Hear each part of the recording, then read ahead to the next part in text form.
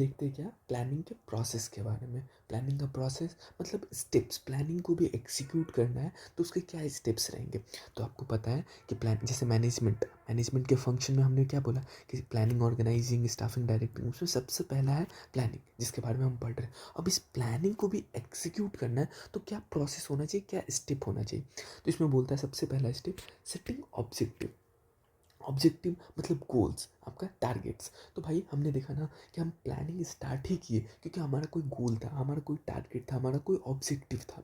ठीक है, तो जैसे अपने केस में क्या लिए थे कि 90% मेरे को 90% एग्जाम में लाना है, तो ये हमारा क्या था, ऑब्जेक्टिव था। That's why we start planning. एक बिजनेस के केस में हमने बोला जैसे 10 लाख का रेवेन्यू, 10 लाख का सेल्स मेरे को अगले मंथ में करना है, तो ये क्या है, ये ऑब्जेक्टिव है। उसी के बाद तो हम प्लानिंग करने लगे हाँ कि उस ऑब्जेक्टिव को अचीव कैसे करें। ठीक है, तो ऑब्जेक्टिव के बारे में क्या क्या बोलता है, decide what the organisation want to achieve. Organisation क्या अचीव करना चाहता है, जैसे 90% मेरे को अचीव करना है मेरे एग्जाम में, या फिर मेरे को अगले मंथ में 10 लाख का सेल्स करना है, ये हमारा ऑब्जेक्टिव होता है जो कि अचीव करना चाहते हैं। तो वहीं से प्लानिंग स्टार्ट होता है। तो सबसे पहला सेटिंग ऑब्जेक्टिव। और ऑब्जेक्टिव के बारे में क्या बोलता है, objective should be clear, specific and measurable. तो ऑब्जेक्टिव जो होगा ना, आप क्लियरली स्पेसिफाई करोगे, आप क्लियरली स्पेसिफाई करोगे कि मेरे को अगले जो भी मेरा एग्जाम आने वाला है उसमें 90% लाना है, ये क्लियरली आप स्पेसिफाई कर रहे हो। एक बिजनेस जो बोल रहा है 10 लाख मेरे को अगले मंथ में सेल करना है, ये क्लियरली स्पेसिफाई करना है। And also it is measurable. Measurable मतलब आप मेज़र कर सकते हो उस चीज़ को, जैसे 90% या 10 लाख, ये आप मेज़र कर सकते हो। जैसे मान लो 10 लाख का है और 8 लाख ही हुआ, आप मेजर कर सकते हो कि देर इज डिफरेंस है, हम 10 लाख नहीं अचीव कर पाए। तो जैसे ये नहीं होना चाहिए कि हाँ अच्छा करना है, मेरे को पढ़ाई में अच्छा होना है, मेरे को सेल अच्छा करना है, ऐसा नहीं। आप मेजरेबल रखोगे, आप क्वांटिटेटिव टर्म में रखोगे, so that you will able to measure that. तो आपका ऑब्जेक्टिव मेजरेबल होना चाहिए। तो प्लानिंग का सबसे पहला ऑब्जेक्टिव क्या हुआ, सबसे पहला प्रोसेस क्या हुआ, सेटिंग ऑब्जेक्टिव, कि हमारा टारगेट्स गोल और ऑब्जेक्टिव जो है हम सबसे पहले अपना ऑब्जेक्टिव सेट करेंगे। Second, developing premises.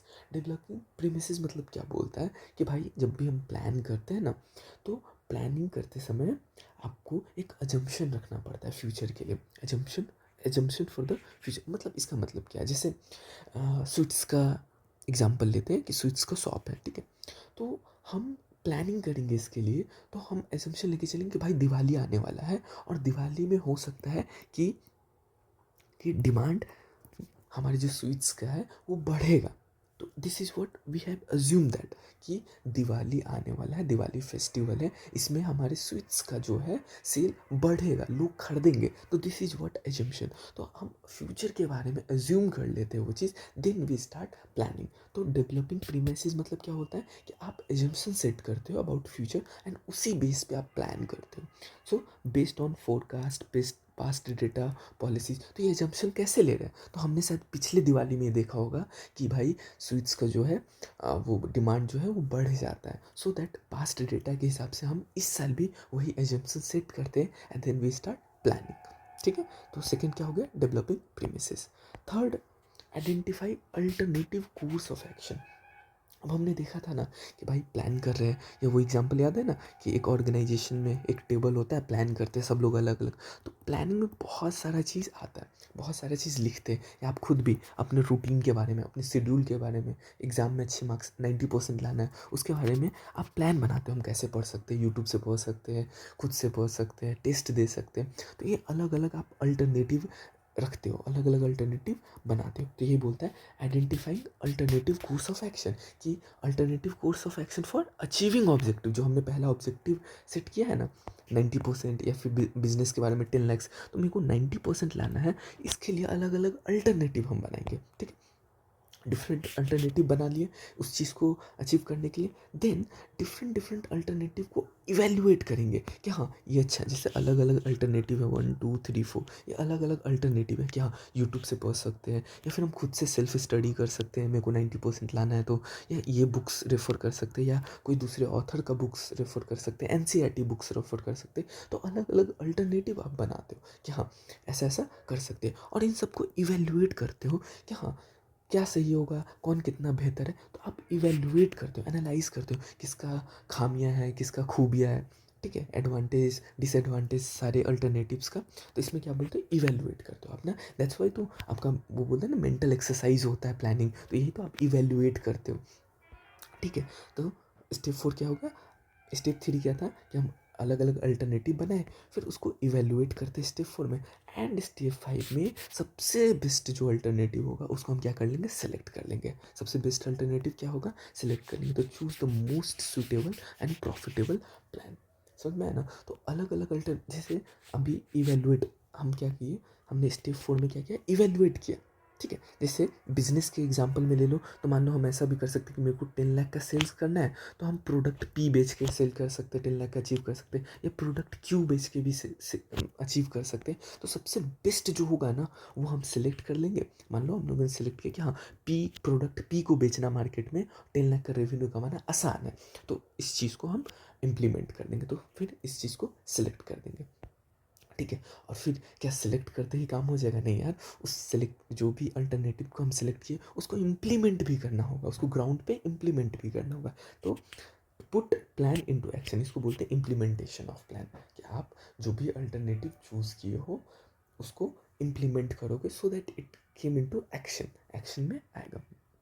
And last follow up, कि आपने इम्प्लीमेंट भी कर दिया, अब तो देखोगे ना हाँ कि ये एज पर प्लान चल भी रहा है कि नहीं चल रहा है। तो इसमें क्या करते हो, आप कंपेयर करते हो actual result with target, with planned target. मतलब आप जैसे अपने पढ़ाई के लिए 90% सेट किया आपने, ठीक है, 90% सेट किया, अब आपने इम्प्लीमेंट किया सबसे बेस्ट अल्टरनेटिव चूज़ करके, उसको इम्प्लीमेंट भी कर दिया, और एक्चुअल में आपका मान लो कोई भी टेस्ट में या एग्ज़ाम में 85% ही है, तो आप देखोगे ना ये मेरा 85, मेरा 5% किधर कम रह गया, या वही 10 लाख का सेल्स करना था बट हुआ 8 लाख ही। तो आप इवेल्युएट करो कि यार 2 लाख का सेल्स क्यों, इन दोनों के बीच में डिफरेंस क्यों रहा, कहाँ पे गलती हो, and then you take corrective action for further next year के लिए, या नेक्स्ट मंथ के लिए, या नेक्स्ट बार के लिए आप क्या करते हो, करेक्टिव एक्शन लेते हो। ओके, तो ये प्रोसेस है। सबसे पहला क्या प्रोसेस है कि हम सेट करेंगे ऑब्जेक्टिव, वही कि हमको 90% लाना है, फिर हम डेवलप करेंगे प्रीमाइसेस। प्रीमाइसेस एग्जांपल याद है ना, दिवाली के टाइम पे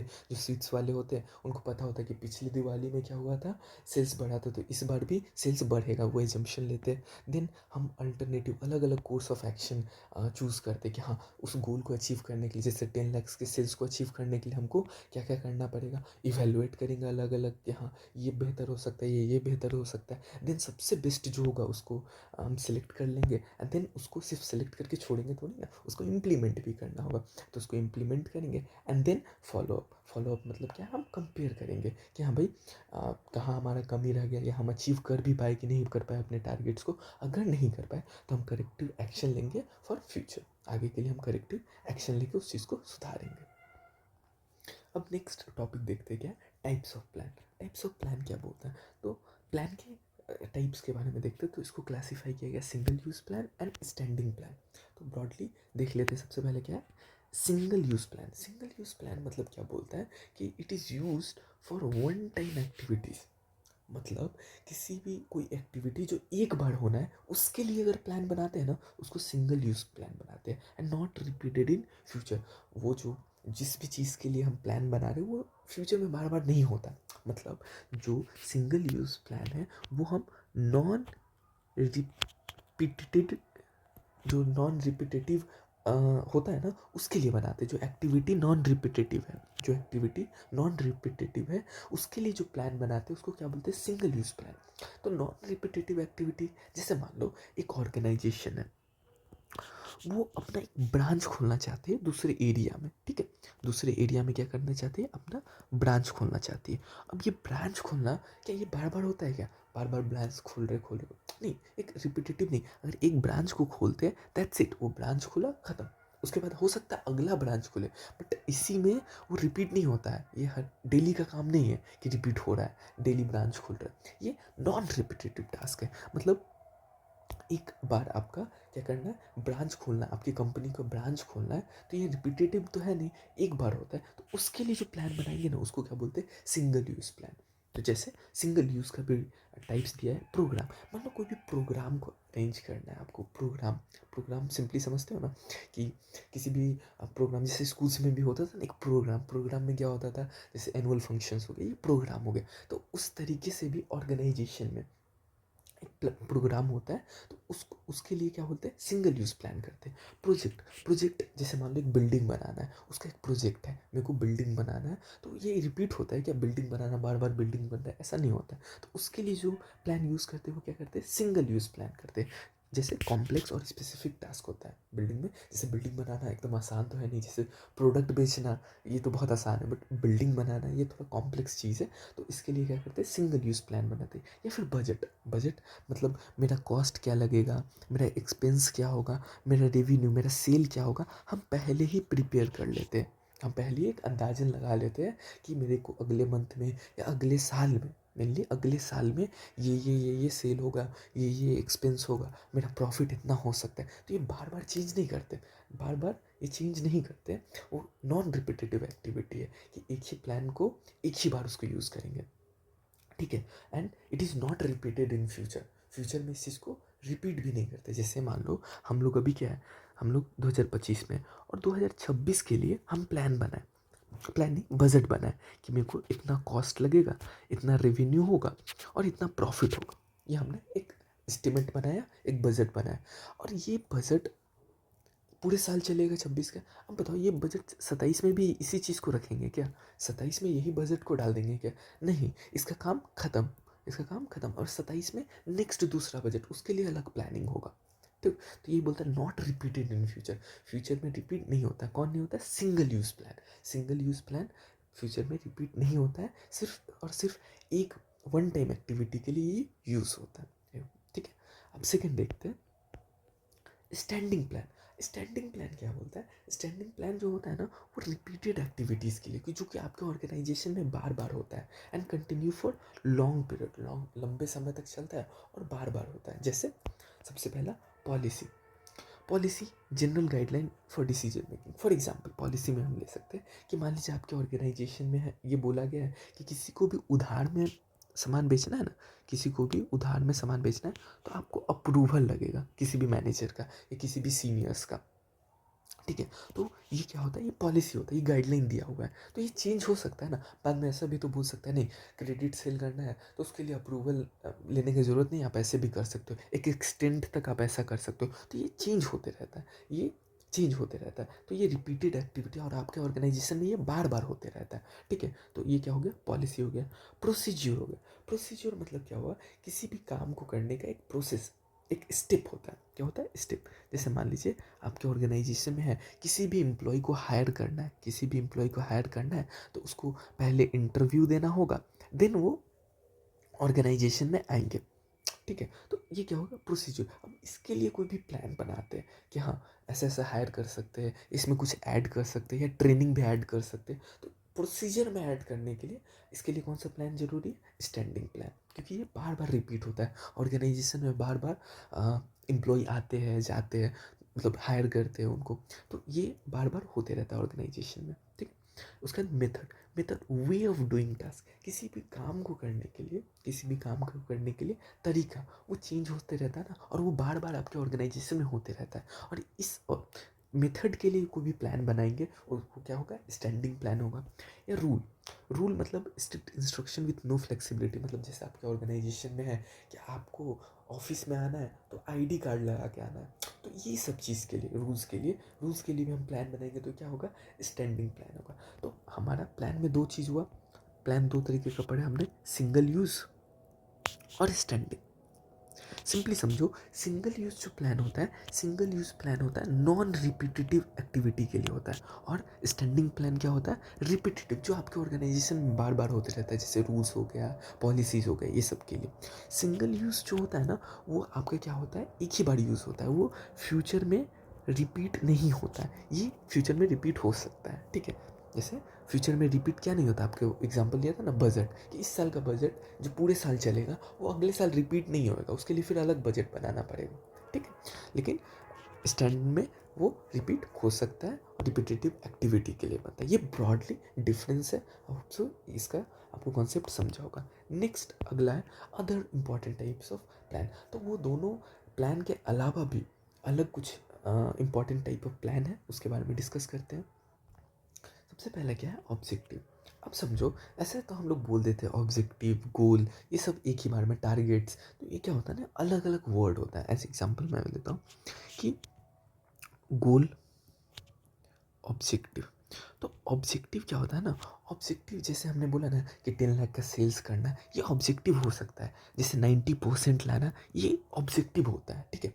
बट गोल अल्टीमेटली क्या बनना चाहता है, कोई भी ऑर्गेनाइजेशन क्या बनना चाहता है, वो गोल होता है। जैसे एक ऑर्गेनाइजेशन होता है, बोलता है कि मेरे को इंडिया का नंबर 1 कंपनी बनना है, तो ये गोल हो सकता है उसके लिए।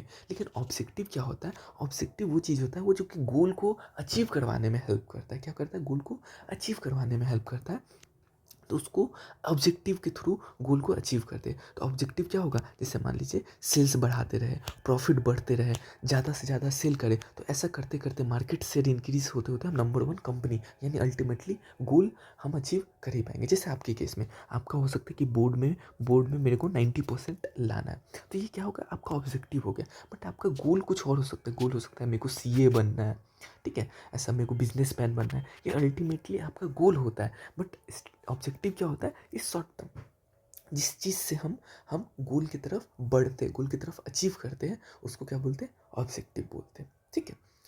चलिए सबसे पहला देखते हैं ऑब्जेक्टिव। ऑब्जेक्टिव क्या बोलता है, objective is future result of organisation set by top management and must be specific and measurable.